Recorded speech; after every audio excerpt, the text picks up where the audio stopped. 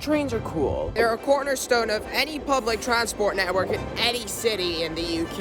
And while they might be nowhere near as easy to implement into a city landscape as your average bus route, and while local governments and councils might try to get alternatives such as metro systems like the London Tube or Glasgow subway, or tramways such as the Edinburgh trams or Sheffield Supertrams, you'd be hard-pressed to find a city in the UK with more than 20,000 people that doesn't have any sort of rail link. However, there are two cities in the UK I could think of that have utterly awful rail networks, those being Leeds and Edinburgh.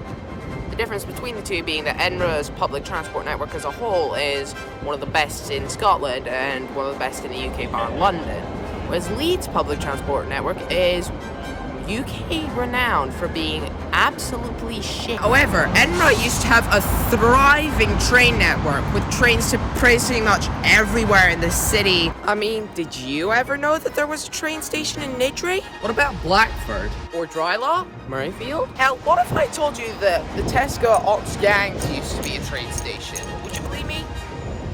No.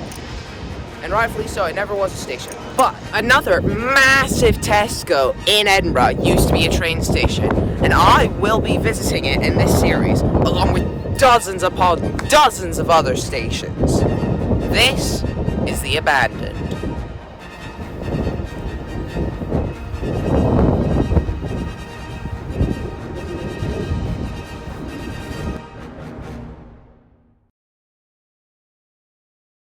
Today's journey will start on the outskirts of Leith and relatively near Newhaven. Good morning. I am currently on the Hawthorne Vale path in Leith, at the site for Newhaven train station, which closed in 1962, despite not being connected with the Edinburgh Suburban Line. I guess it was just coincidence. This station is located just east of the bridge for Craighall Road. There isn't a platform on the other side, so I'd assume from how narrow this is, this was probably single track running. Honestly, this is like any other generic train station on a cycleway in North Edinburgh. It's essentially just a walkway next to a road with small sidings of platform surrounded by trees. But yes, now I've got to do a 20-minute walk back so I can get to Bonnington, which is our next station of the day. And would you believe it, it's another generic cycle path. Except this one's under a dark, dingy bridge that's leaking. So this is Bonnington Station. It is one of the latest stations to close. I say latest despite the fact that it didn't close until 1968, which is still over 55 years ago.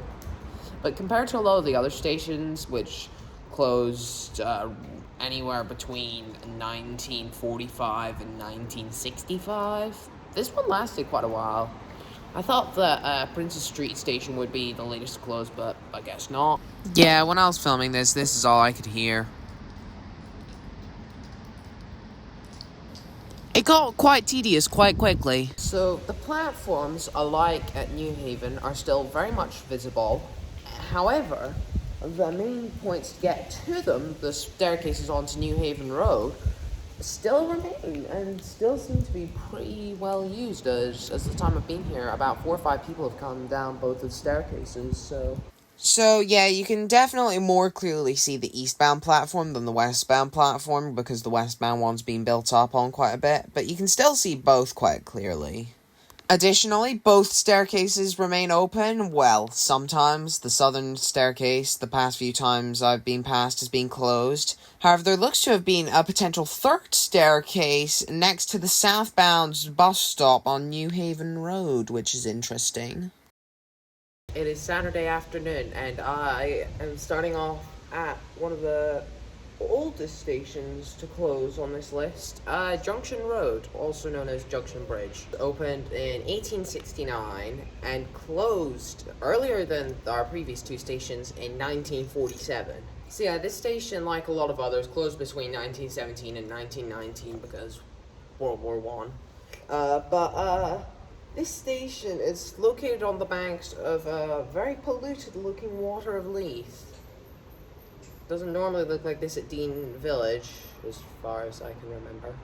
This station was part of the Caledonian Railway, and the next station over is the terminus at Leith Citadel. Oddly, it was dual-track running, however there was only room for one platform due to space constraints, which I find odd, but oh well.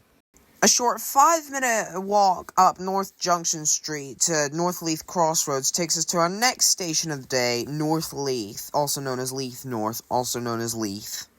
It's complicated. So the next station of the day is Leith North, also known as North Leith, also known as Leith, because this station got its name changed thrice. Honestly, there wasn't much about it, aside from the fact that it changed names thrice, but there's a cool anchor statue in its place now. Leith North opened in 1879 as Leith Station, before becoming North Leith Station in 1903, then Leith North in 1952, then closing in 1962. Next up on our list of stations, we have Leith Citadel, which is located on Commercial Street, roughly halfway between Leith North and South Leith. For those of you who don't know what a citadel is, a citadel is the most fortified area of a town or city. It may be a castle, fortress, or fortified centre. The term is a diminutive of city, meaning little city, because it is a small part of the city of which it is the defensive core. So that's what a citadel is, and I'm assuming this part of Leith was probably the most fortified bit of Leith. But yes, that's what the station's named after. This is the building here. It's now a youth centre where youths do youth activities. And trains passed this station starting from 1846 until 1947 when it was closed for passengers.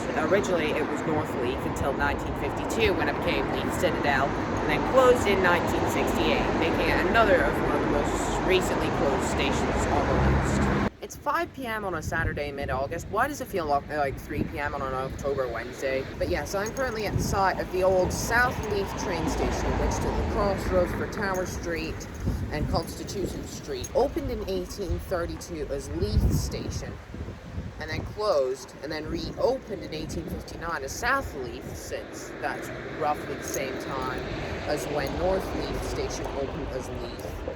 And then in 1903, South Leith Station closed for good. At the moment, it's just a building site. And now, at long last, we have probably the most interesting station of the series, Leith Central, which if I really wanted, I could probably do an entire video on. This 4-platform station took up an entire town block with Leith Walk to the west, Easter Road to the east, and Duke Street to the north. Opened in 1903 before closing in 1952 and becoming a DMU shed, which then ended up closing in 1972. In fact, when the station was still around, there was a bar called the Central Bar, which actually still exists to this day, and you can still go to it and get a pint. As for the remains of the station site itself nowadays, it's kind of been split into two separate things altogether. The first half being a soft play.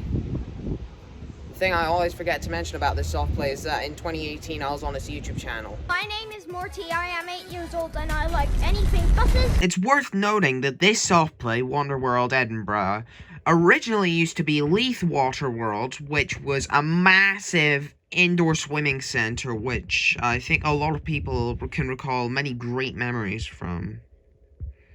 Shame I was too young to go there ever. The other part of the building is now a Tesco. I cannot put into words how much I despise this establishment. And now, on the complete opposite side of the spectrum for being interesting, we have Leith Walk Station, which I'm surprised I was able to get a segment that's longer than like 20 seconds on this station.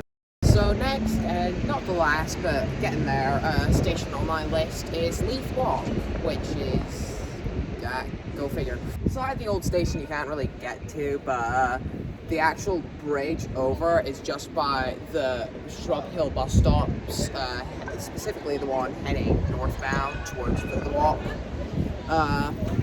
Overall, you really can't see much of the station. It's not really too interesting anyway, so if you want an interesting station on Leith Walk, go up to Leith Central.